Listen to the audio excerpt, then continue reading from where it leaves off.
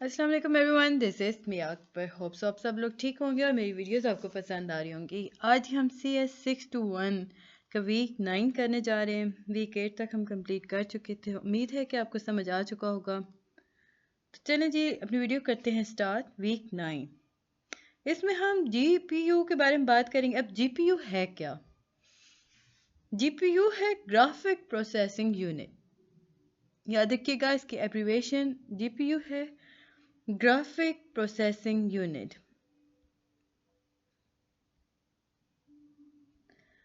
हम सिलेक्ट कर लेते हैं ग्राफिक प्रोसेसिंग यूनिट।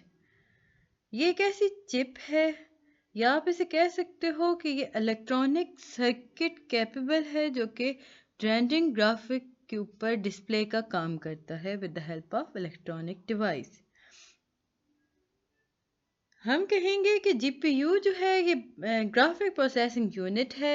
ये बेसिकली एक चिप है या इलेक्ट्रॉनिक सर्किट है जो कि कैपेबल है रेंडरिंग ग्राफिक का, जो कि डिस्प्ले किया जाता है किसी भी इलेक्ट्रॉनिक डिवाइस पर। GPU जो होता है ये वर्क करता है मेथड कॉल्ड पैरेलल प्रोसेसिंग। अब मल्टीपल प्रोसेसर हैंडल किए जाते हैं separate part of same task. कहा यह गया कि GPU के अंदर हम यूज़ करते हैं पैरेलल प्रोसेसिंग को, जहाँ पर मल्टीपल प्रोसेसर जो होते हैं वो हैंडल कर रहे होते हैं मुख्तलिफ टास्क को, मुख्तलिफ हिस्से टास्क के। अब जो टास्क होता है वो सेम ही होता है।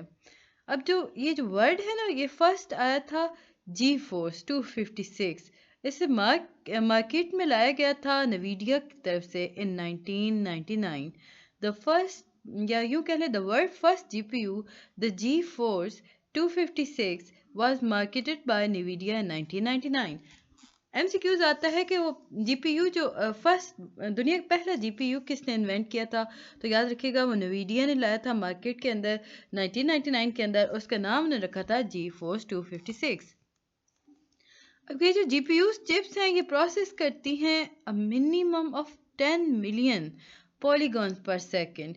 याद रखिएगा, अब ये जो GPU चिप्स हैं ना ये प्रोसेस करती हैं मिनिमम 10 मिलियन पॉलीगन्स पर सेकेंड, और ये यूज़ की जाती हैं हर कंप्यूटर के अंदर। आजकल के मार्केट को देखा जाए तो ट्रेडिशनल जो कंप्यूटर थे वो स्ट्रक्चर किए गए थे ओनली फ्यू कोर्स, लेकिन जब मॉडर्न GPU चिप इंट्रोड्यूस हो गई तो हमने देखा कि इसमें 100 ऑफ प्रोसेसिंग कोर्स पाए जाते हैं। सो GPU पैरेललिज्म जो है वो सिमिलर थी मल्टी कोर पैरेललिज्म के।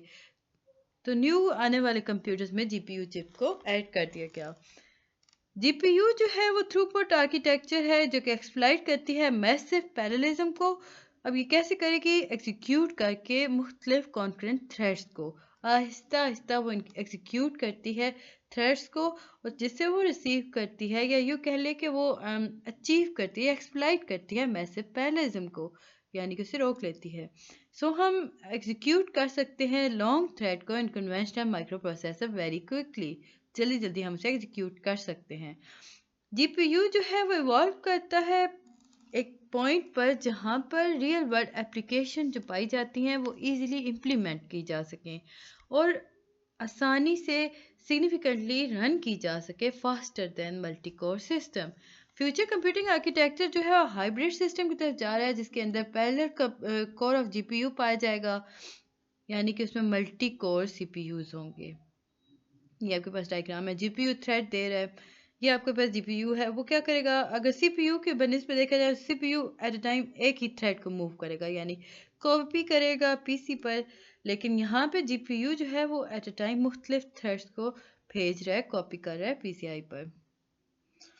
NVIDIA CUDA, अब ये जी कंप्यूट यूनिफॉर्म डिवाइस आर्किटेक्चर, उन्होंने 2007 में एक और अपना लॉन्च किया जिसका नाम रखा CUDA। GPU की अगर हम कंपैरिजन करें CPU के साथ, तो GPU जो है वो डिज़ाइन किया गया है हाईली पैरेलल ऑपरेशन के लिए, वाई CPU जो है वो एग्जीक्यूट करता है प्रोग्राम को सीरियली। GPU जो है वो उसके अंदर मैनी पैरेलल एग्जीक्यूटिंग यूनिट्स पाए जाते हैं। On the other hand CPU के अंदर फ्यू एग्जीक्यूशन यूनिट पाए जाते हैं। जीपीयू जो है वो सिग्निफिकेंटली फास्टर होता है और मोर एडवांस मेमोरी होती है उसके अंदर। यानी कि अगर वो शिफ्ट करना चाहता है ना डेटा को, वो बहुत जल्दी आराम से अराउंड शिफ्ट कर देगा डेटा सीपीयू की निस्बत।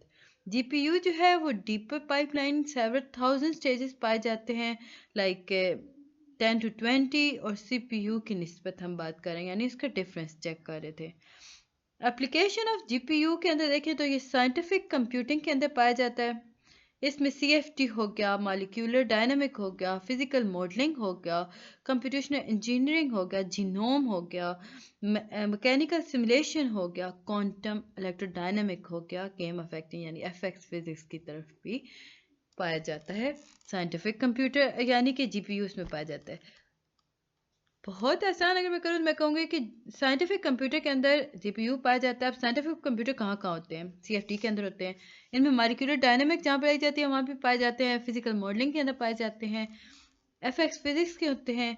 इमेज प्रोसेसिंग, अब इमेज प्रोसेसिंग में जीपीयू कैसे वर्क करेगा? लाइक रजिस्ट्रेशन के अंदर हो गया, इंटरपोलेशन किया उसने, फीचर डिटेक्शन किए, रिकग्निशन किया और फिल्टर किया। डेटा एनालाइज यानी डेटाबेस के अंदर आ गया, मैट्रिक्स अलजेब्रा किया, सॉर्टिंग, सर्चिंग और डेटा माइनिंग की तरफ बढ़ गया। आर्किटेक्चर ऑफ जीपीयू की अगर हम बात करते हैं तो हम देखते हैं कि इसमें पैरेलल को प्रोसेसर पाए जाते हैं जो कि कन्वेंशनल होते हैं सीपीयू के। इसमें हम SIMD स्ट्रक्चर को इम्प्लीमेंट करते हैं। मल्टीपल थ्रेड्स जो होते हैं वो सेम कोड के ऊपर रन कर रहे होते हैं। ग्रेट ब्लॉक ऑफ थ्रेड्स यहाँ चल रहे होते हैं यानी लोकल रजिस्टरेबल थ्रेड पाए जाते हैं। ब्लॉक लोकल मेमोरी और कंट्रोल किया जा रहा होता है ग्लोबल मेमोरी पर पाए जा रहे होते हैं जीपीयू। अब सीपीयू जो है वो कन्वेंशनल मल्टी कोर प्रोसेसर है जिसके पास लिमिटेड पैरेललिज्म है एक्सप्लॉइट करने के लिए। On the other hand GPU है जो है वो मैनी कोर आर्किटेक्चर है जिसके पास 100 of simple processing core organise as a multi processor.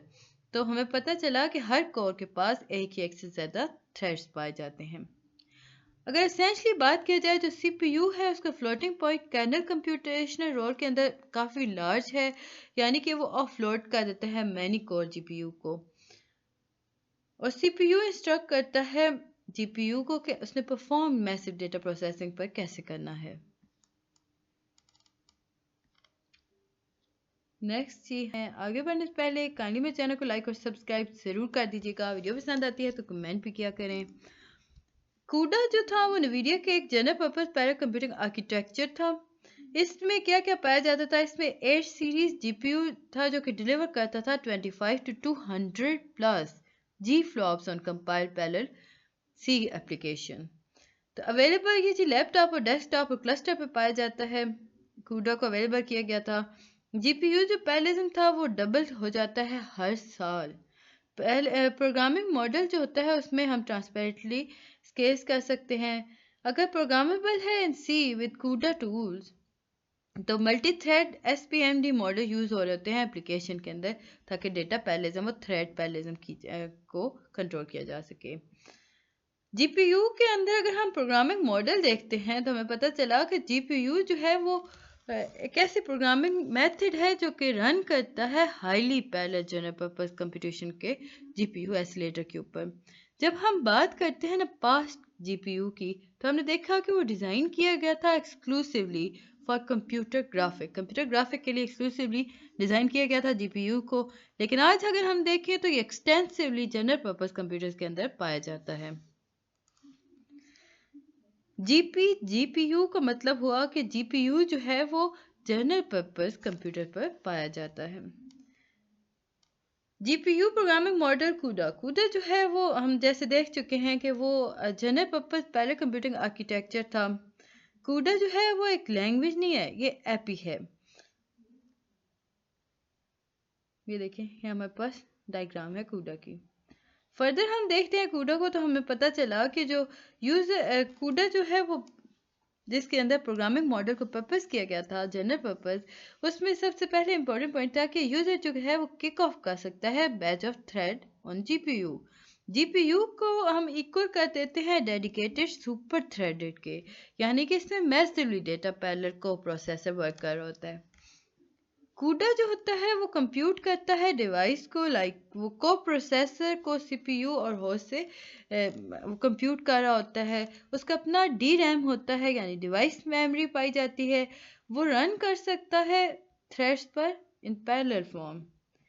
GPU programming model के अंदर अगर दोबारा हम कूडा की तरफ आते हैं तो हम देखते हैं कि जो फिगर हमें नीचे हमें शो करवाऊंगी फिगर, उसमें हमें जो फिगर शो हो रही है ना वो आर्किटेक्चर ऑफ फर्मी जीपीयू की है यानी next generation GPU from नवीडा।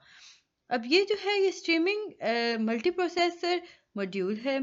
Multiple SM जो होते हैं वो बिल्ड किए जाते हैं सिंगल जीपीयू चिप पर। जो फर्मी चिप्स थे ना उनके अंदर 16 एसएम इम्प्लीमेंट थे जिनके अंदर 3 बिलियन ट्रांजिस्टर पाए जाते हैं। याद रखिएगा जो सिंगल मल्टीपल एसएम्स होते हैं वो सिंगल जीपीयू चिप पर पाए जाते हैं। जब हम फर्मी की तरफ बढ़ते हैं फर्मी जीपीयू चिप पर तो हमें पता चला कि उसके अंदर 16 एसएम इम्प्लीमेंट किए गए हैं जिनकी ट्रांजिस्टर 3 बिलियन है। हर एसएम जो है वो कंप्राइज करता है 512 स्ट्रीमिंग प्रोसेसर यानी एसपीएस को, और इसे हम कहते हैं कूडा कोर। हर एसएम कंप्रोमाइज करता है या कंप्राइजेस करता है 512 स्ट्रीमिंग प्रोसेसर यानी कूडा कोर्स को। जो टेस्ला जीपीयू है वो यूज किया जाता है टाइनी 1A जिसकी सिमिलर आर्किटेक्चर है विद 448 कूडा कोर। ये मेरे पास कूडा कोर के एक डायग्राम्स थी। ये हमें NVIDIA के जो मुख्तलिफ ब्रांड्स थे उनके नाम बताया गया कि उन्होंने किस तरह आहिस्ता आहिस्ता अपने रिसर्च में डिफरेंस लाया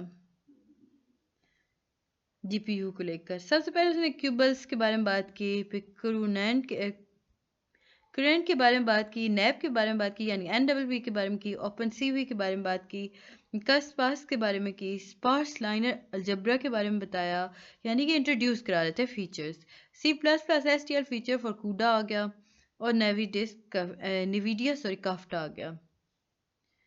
अगर हम परफॉर्मेंस की बात करते हैं जीपीयू की तो हमारे पास आता है डेटा असेस रेट कैपेबिलिटी। इसमें दो एस्पेक्ट्स पाए जाते हैं जीपीयू और सीपीयू के ऊपर। अगर हम देखें कि क्या इसकी डिफरेंस है या कैसे परफॉर्म बेहतर कर सकता है, जीपीयू जो है वो डेटा असेस रेट कैपेबिलिटी है यानी इसमें बैंडविड्थ पाई जाती है। डेटा प्रोसेसिंग कैपेबिलिटी है यानी कि ये से पता है कि कितने हाउ मेनी पर सेकेंड उसने मूव करना है या वर्क करना है। डेटा एक्सेस कैपेबिलिटी में देखते हैं तो हाई एंड सीपीयू टुडे अगर देखें तो उसके पास जी 31.92 GB पर सेकेंड होगा टू 12.8 GB पर second. On the other hand अगर जीपीयू में देखें या GTX 280 में देखें तो 141.7 GB पर सेकेंड इसके अंदर पाया जाता है। सीपीयू की बस विड्थ जो है वो 64 बिट है। ऑन द अदर हैंड बस विड्थ जो है वो 512 बिट है जीपीयू की। जीपीयू में एक और ज़्यादा चीज़ पाई गई that is 4.39x to 11x। अगर हाई एंड सीपीयू टुडे देखा जाए ना तो उसके अंदर जी अज्यूम हम कर सकते हैं कि SSE है यानी 3.4 gigahertz multiply by 8 flops per cycle तो equal to 27 G flops. On the other hand अगर जीपीयू को हम देखें तो हमें पता चला कि 933.1 G फ्लॉप्स और 34x capability. Power efficiency of GPU versus CPU, तो ये आपके पास एक डायग्राम है और डायग्राम आपके पेपर में बिल्कुल उससे स्किप कर देंगे। इसके बाद ये आपके पास आता है हेट्रोजेनिटी। हेट्रोजेनिटी है क्या?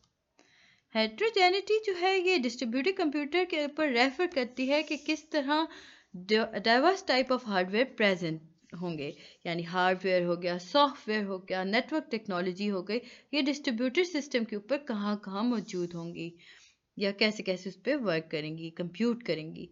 जो इंटरनेट होता है ना वो अनेबल करता है यूज़र को कि वो असेस कर सके सर्विसेज को और रन कर सके एप्लीकेशन को over heterogeneous collection of computer and network.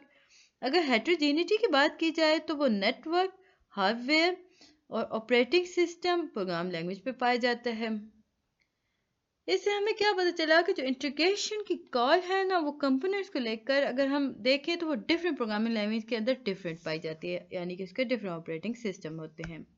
हेट्रोजीनिटी और मोबाइल कोड का अगर हम देखें तो मोबाइल कोड जो टर्म है ये यूज़ की जाती है प्रोग्राम कोड को रेफर करने के लिए, यानी कि इसमें हम ट्रांसफ़र कर सकते हैं एक कंप्यूटर से दूसरे कंप्यूटर पर और रन कर सकते हैं डेस्टिनेशन जावा पर। जावा एप्लेट्स हो गए, ये सारी इसके एग्जांपल्स थी। इसके बाद ही हम देखते हैं कोड जो सूटेबल होता है ना रनिंग करने के लिए एक कंप्यूटर से दूसरे तरफ, वो लाजिम नहीं है कि वो नेसेसरी सूटेबल हो। वो हम उसे एग्जीक्यूट कर सकते हैं नॉर्मली दोनों इंस्ट्रक्शंस को लेकर, और होस्ट जो होता है वो ऑपरेट कर सकता है सिस्टम को, वर्चुअल मशीन्स हो गई। इसमें हम अगर अप्रोचेस की बात करते हैं तो हम देखते हैं कि इसमें code executable variety of host computer, यानी कि मुख्तलिफ कोड्स मुख्तलिफ होस्ट कंप्यूटर्स पे आराम से एग्जीक्यूट हो सकते हैं। इसके बाद हमारे पास आता है what is code migration. Code migration जो है वो बेसिकली हम कह सकते हैं कि इसके अंदर हम डिस्ट्रीब्यूट करते हैं कंप्यूटिंग को और इसे रेफर करते हैं वो प्रोसेस जिसके अंदर हम ट्रांसफ़र करते हैं सॉफ्टवेयर कोड को एक कंप्यूटर से दूसरे नोड तक, यानी फ्रॉम वन कंप्यूटर और node in a network to another, दूसरे कंप्यूटर तक या दूसरे नोड तक। इससे होता क्या है, इससे अलाउ किया जाता है कोड को कि वो एग्जीक्यूट कर सके डेस्टिनेशन कंप्यूटर पर जिसके अंदर बेटर प्रोसेसिंग पावर पाई जाती हो, नेटवर्क कनेक्टिविटी हो, पार्टिकुलर टास्क को आराम से कर रहा हो। इसके बाद ही हम देखते हैं कोड माइग्रेशन यानी मोटिवेशन के बारे में। इसमें हम move code on faster machine देखते हैं। इसकी परफॉर्मेंस जो है वो फास्टर मशीन पे कोड को मूव कर देता है, move code closer to data कर देता है, फ्लेक्सिबिलिटी अलाउ करता है, डायनामिकली कॉन्फ़िगर करता है डिस्ट्रीब्यूटेड सिस्टम को। अब अगर जब डायनामिकली कॉन्फ़िगर करते हैं, हम क्लाइंट की बात करते हैं, तो जो मॉडल है वो डायनामिकली मूव करेगा कोड को फ्रॉम रिमोट साइट्स, जो कि रिक्वायर करेगा प्रोटोकॉल डाउनलोड और इनिशलाइज करने के लिए कोड को एट अ स्टैंडर्डाइज लेवल। इसके बाद ही हम देखते हैं डायनामिकली कॉन्फ़िगर अ क्लाइंट। अब ये आपके पास एक डायग्राम थी, डायग्राम आपके पेपर में नहीं आती तो हम इसे भी कर देते हैं स्किप।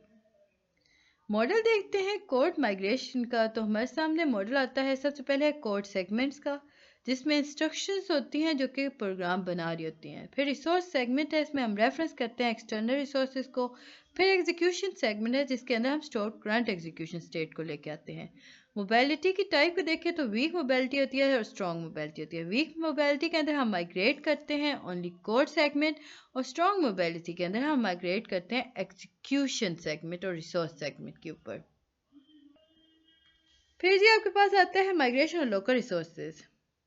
इसमें हम प्रोसेस टू रिसोर्स बाइंडिंग की बात करते हैं, यानी बाइंड करते हैं हम आइडेंटिफायर से, बाइंड करते हैं हम वैल्यू से, बाइंड करते हैं हम टाइप से।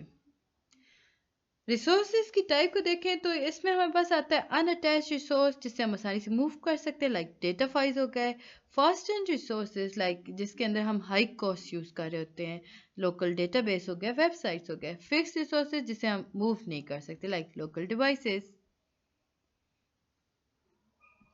इसके बाद ही हम देखते हैं code migration on heterogeneous system. तो ये जी कोड माइग्रेशन हेटेरोजेनियस सिस्टम के ऊपर देखें तो वीक मोबिलिटी होती है डी एजेंट पर, स्ट्रॉन्ग मोबिलिटी होती है इन डी एजेंट। या तो ये वीक शो करेगा या फिर स्ट्रॉन्ग करेगा। अब इतनी ज़्यादा इसमें कैसे वो करेगा, देखें कोड माइग्रेशन जो होती है ये मेंटेन करती है माइग्रेशन स्टैक को एक इंडिपेंडेंट फॉर्मेट के तौर पर। अब माइग्रेट जो होता है सर्टेन पॉइंट पे और होता है प्रोग्राम के ऊपर, कि आपके पास एक डायग्राम थी। इसमें हम वीक मोबिलिटी की अगर बात करते हैं तो जो एक टेल एजेंट होता है डी एजेंट स्क्रिप्ट, वो रिमोट मशीन के बारे में बात करेगा, उसमें हम ग्रे कोड को यूज़ कर रहे होते हैं।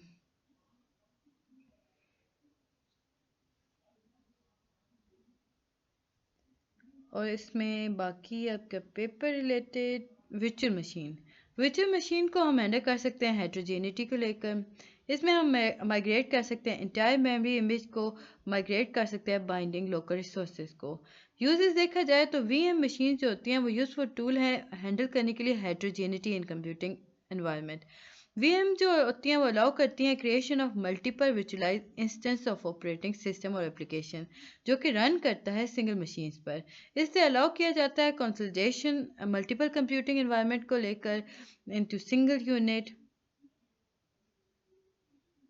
और VM को यूज़ करते हुए हम डिस्ट्रीब्यूट करते हैं कंप्यूटर सिस्टम को, जो कि क्रिएट करता है वर्चुअलाइज इंस्टेंस को। इसके बाद ये आपको कुछ दो आने चाहिए तो इनफ है दो हमारे पास। मेजर प्रॉब्लम्स क्या आ जाती हैं? माइग्रेट करना इंटायर मेमोरी इमेज को और बाइंड करना लोकल रिसोर्सेज को। इंटायर मेमोरी इमेज को माइग्रेट करने में हमें जो 3 वेज होते हैं, इसमें हम हैंडल करते हैं माइग्रेशन को। फर्स्ट है हम पुश करते हैं मेमोरी पेजेस को नई मशीन की तरफ और उसे रिसाइट कर देते हैं, लेटर मॉडिफाई भी कर देते हैं। या सेकंड में हम क्या करते हैं, हम स्टॉप कर देते हैं करंट वर्चुअल मशीन को और माइग्रेट करते हैं मेमोरी को एक न्यू वर्चुअल मशीन के अंदर। थर्ड में हम करते हैं कि न्यू वर्चुअल मशीन को पुल कर देते हैं न्यू पेजेस की तरफ जैसे कि हमें ज़रूरत होती है, और फिर प्रोसेस को कहते हैं कि आप न्यू मशीन पर वर्क करो और कॉपी करो मेमोरी पेजेस को on demand. Migrating binding to local resources के अंदर हम बात करते हैं, कंसर्न करते हैं लोकल रिसोर्सेज को जो सिंप्लीफाई करते हैं डीलिंग इनटू क्लस्टर सर्वर को। तो ये था जी लेक्चर वीक नंबर 9। उम्मीद है कि आपको पसंद आया होगा। मिलते हैं नेक्स्ट वीडियो में, तब तक के लिए अल्लाह हाफिज़।